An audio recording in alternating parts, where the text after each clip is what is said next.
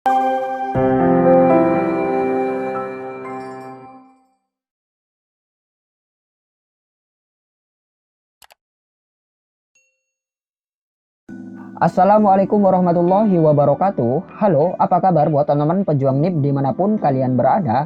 Jumpa lagi bersama saya Bahtiar Mufi dalam channel 1000 Jalan. Baik teman-teman, pada video kali ini kami akan memberikan informasi yaitu mengenai jadwal dan juga lokasi ujian untuk P3K Non-Guru dan juga CPNS tahun 2021.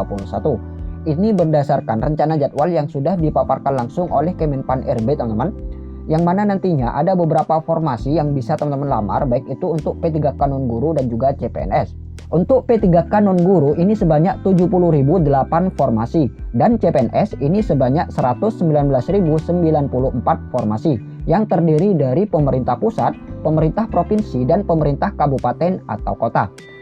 Dan untuk lebih detailnya teman-teman bisa simak terus video ini. Dan sebelum lanjut, seperti biasa kami ingatkan kembali buat teman-teman yang masih belum subscribe ke channel ini, teman-teman subscribe terlebih dahulu dan tekan tombol loncengnya agar nantinya teman-teman selalu mendapat informasi-informasi terupdate terkait perkembangan P3K Non-Guru maupun CPNS tahun 2021 ini. Baik teman-teman, tanpa berlama-lama lagi kita langsung saja ke pembahasan. Nah, ini adalah jadwal pelaksanaan P3K Non-Guru dan CPNS tahun 2021 teman-teman yang dipaparkan langsung oleh Kemenpan RB. Kita lihat di sini. Untuk pendaftaran ini dibuka pada bulan Mei sampai Juni 2021. Nah, jadi untuk pendaftaran P3K Non-Guru dan CPNS ini dilaksanakan setelah sekolah kedinasan selesai teman-teman, yaitu sekitar bulan Mei sampai Juni 2021. Jadi buat teman-teman persiapkan saja dokumen-dokumen yang diperlukan untuk mendaftar P3K Non-Guru dan CPNS ini, seperti scan ijazah, scan transkrip nilai, scan KTP, dan juga foto dan lain sebagainya. Kemudian untuk ujian seleksi baik itu SKD dan SKB ini dilaksanakan pada bulan Agustus sampai Oktober tahun 2021. Nah, jadi untuk ujian seleksi P3K Non-Guru dan ujian seleksi CPNS yaitu SKD dan SKB ini dilaksanakan antara bulan Agustus sampai Oktober 2021 teman-teman. Jadi buat teman-teman bisa mempersiapkan diri dari sekarang dengan memperbanyak belajar dan juga latihan soal-soal untuk persiapan menghadapi ujian seleksi P3K Non-Guru dan CPNS tahun 2021 ini. Kemudian untuk pengumuman kelulusan ini dilaksanakan pada bulan November tahun 2021. Nah, jadi nanti pada bulan November ini akan diumumkan teman-teman siapa saja yang berhak lolos ke tahap pemberkasan dan akan mendapatkan NIP. Jadi ini dilaksanakan pada bulan November. Kemudian pemberkasan dan penetapan NIP ini dilaksanakan pada bulan November sampai Januari 2022. Nah, jadi inilah jadwal P3K Non-Guru dan CPNS tahun 2021 teman-teman. Kemudian ini adalah formasi kebutuhan terbanyak untuk P3K Non-Guru dan CPNS tahun 2021 teman-teman. Kita lihat di sini. Untuk yang pemerintah pusat ini yang pertama ini ada dosen, kemudian penjaga tahanan, penyuluh KB, analis perkara peradilan, pemeriksa, perawat, analis hukum pertanahan, peranata komputer, dan lain sebagainya. Nah, ini untuk yang pemerintah pusat. Kemudian untuk yang pemerintah provinsi ini ada perawat, dokter, asisten apoteker, perekam medis apoteker, kemudian peranata komputer, polisi kehutanan, pengawas benih tanaman, pengelola keuangan, dan lain sebagainya. Nah, ini untuk yang pemerintah provinsi. Kemudian untuk yang pemerintah kabupaten atau kota yang terbanyak untuk tenaga kesehatan yang pertama ini adalah perawat, bidan, dokter, apoteker, peranata laboratorium kesehatan. Ini untuk yang tenaga kesehatan. Kemudian untuk yang jabatan teknis ini yang pertama ada penyuluh pertanian, auditor, pengelola pengadaan barang dan jasa, pengelola keuangan, verifikator keuangan. Nah, jadi ini adalah formasi kebutuhan terbanyak untuk P3K Non-Guru dan CPNS tahun 2021 teman-teman, baik itu di pemerintah pusat, pemerintah provinsi, pemerintah kabupaten atau kota.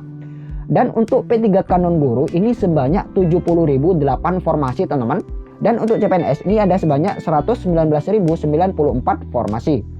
Kemudian ini adalah lokasi ujian P3K Non-Guru dan CPNS tahun 2021 teman-teman. Ini berdasarkan pemaparan dari Menpan RB yang mana untuk ujian seleksi ini dilaksanakan di kantor pusat BKN, kantor regional BKN, unit pelaksana teknis atau UPT BKN, dan tempat-tempat tes tambahan lainnya baik itu yang dibiayai BKN maupun yang dibiayai mandiri oleh instansi. Nah, jadi ini dia teman-teman kantor regional BKN yang ada di Indonesia. Yang pertama yaitu Kanrek 1 BKN Yogyakarta, Kanrek 2 BKN Surabaya, Kanrek 3 BKN Bandung, Kanrek 4 BKN Makassar, Kanrek 5 BKN Jakarta, Kanrek 6 BKN Medan, Kanrek 7 BKN Palembang, Kanrek 8 BKN Banjarmasin, Kanrek 9 BKN Jayapura, Kanrek 10 BKN Denpasar, Kanrek 11 BKN Manado, Kanrek 12 BKN Pekanbaru, Kanrek 13 BKN Aceh, Kanrek 14 BKN Manokwari.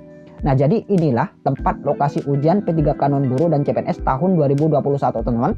Selanjutnya, ini adalah kantor UPT BKN yang ada di Indonesia, yang nantinya juga akan dijadikan tempat untuk ujian seleksi P3K maupun CPNS.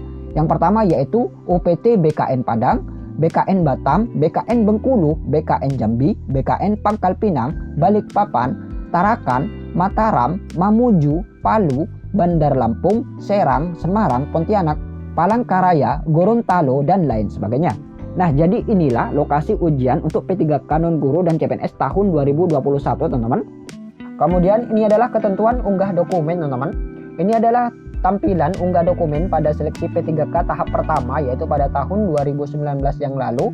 Yang mana di sini ada beberapa jenis dokumen yang diunggah. Kita lihat di sini. Di sini ada ijazah terakhir, KTP, pas foto, transkrip nilai, dan lain sebagainya. Kemudian di sini juga ada ketentuan unggah dokumen, teman-teman. Jadi teman-teman sebelum mendaftar, teman-teman perhatikan ketentuan terlebih dahulu. Kita lihat poin yang pertama, format berkas yang diterima PDF atau JPG sesuai ketentuan per jenis dokumen. Nah, jadi setiap jenis dokumen ini sudah ada ketentuannya, teman-teman. Contohnya kita lihat yang pertama, ijazah terakhir ini formatnya PDF. Kemudian KTP ini berformat JPG, pas foto ini juga JPG, transkrip nilai ini PDF. Jadi teman-teman sesuaikan. Kemudian poin yang nomor 2, ukuran minimal setiap berkas adalah 100 KB dengan ukuran maksimal tergantung jenis berkas.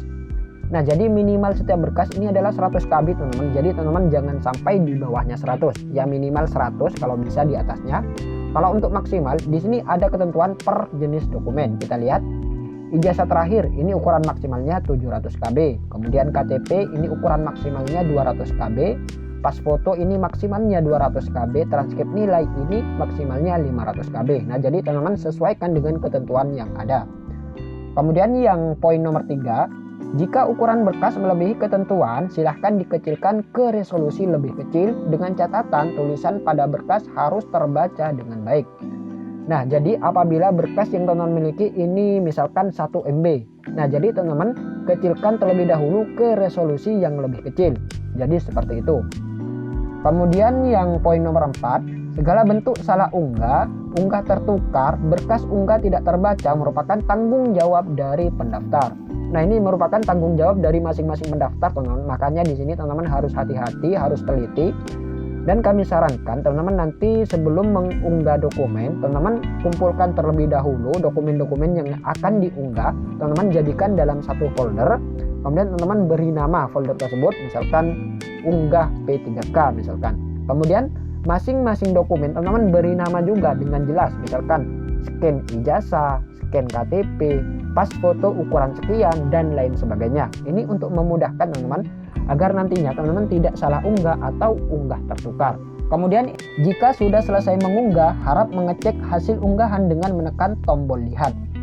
Nah, di sini ada tampilannya seperti ini, teman-teman. Di sini kan warnanya abu-abu dilihat. Nah, ini warnanya hijau. Nah, jadi apabila hijau berarti ini sudah diunggah. Teman-teman nanti bisa mengeceknya dengan klik tombol lihat ini untuk memastikan apakah dokumennya sudah benar atau tidak, apakah dokumennya terpotong atau tidak. Jadi teman-teman bisa cek terlebih dahulu sebelum mengakhiri pendaftaran. Kemudian kita lihat poin yang terakhir, Anda dapat mengunggah ulang berkas misalnya jika hasilnya tidak jelas, terpotong sesuai keperluan sebelum mengakhiri pendaftaran. Nah, jadi itulah ketentuan unggah dokumen, teman-teman, yang harus teman-teman perhatikan agar nantinya teman-teman bisa lolos seleksi administrasi P3K tahun 2021.